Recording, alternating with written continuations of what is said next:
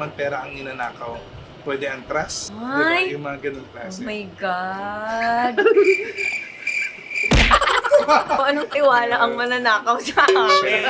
Tapos also mga traitors and backfighters, we also need to be careful din. Mga user. Yung mga... Alam mo, nagiging totoo yan yung mga sinasabi ni Johnson. Ano mga...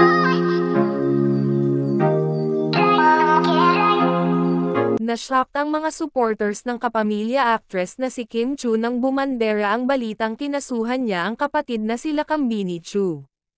Qualified theft ang isinampang demanda ng It's Showtime host sa nakatatandang kapatid, base sa inihain niyang formal complaint sa Office of the Assistant City Prosecutor sa Quezon City.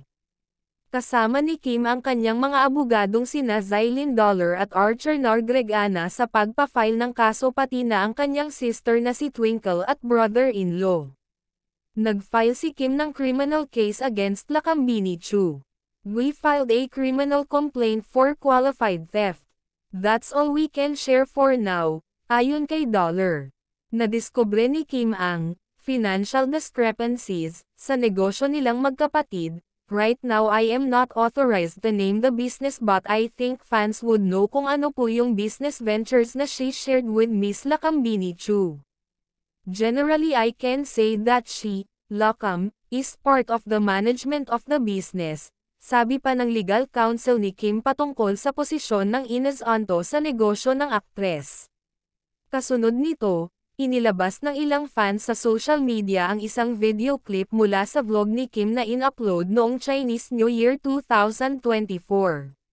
Dito, tila may pahiwatig na kay Kim na mabibiktima siya ng panloloko nang basahin ng isang feng shui expert ang kanyang kapalaran para sa Chinese New Year.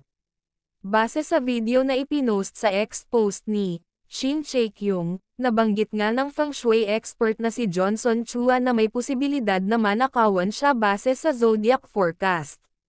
Bakit ko binaba ngayon yung horse? Kasi meron tayong ilang things na kailangang ingatan. Ang number 1 talagang iingatan natin ang horse. Meron kasing robbery star ang horse, ayon kay Johnson.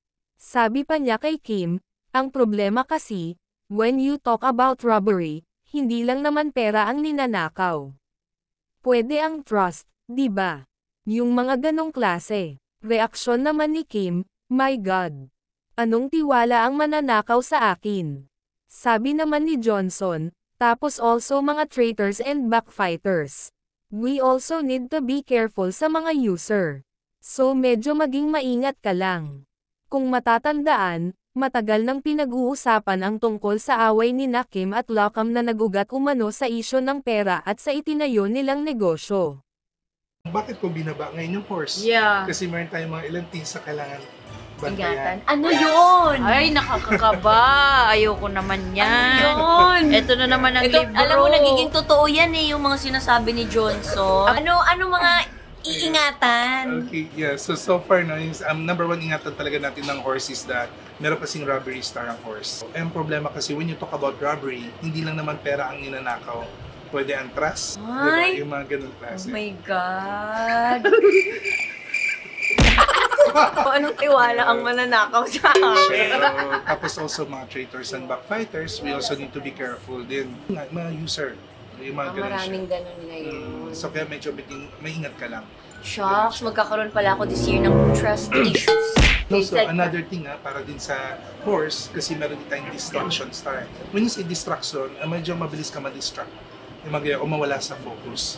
So kaya medyo mag-ingat din tayo in terms of mga accidents, yung mga ganyan siya. Kaya kung napansin mo lang this year, siguro, sige, go lang tayo sa mga projects natin, pero yung mga risky sports, or other mga adventurous or something, mga risky, mga stunt, ingat lang muna tayo for this time. Bawas pala muna sa hashtag Yeah. Kim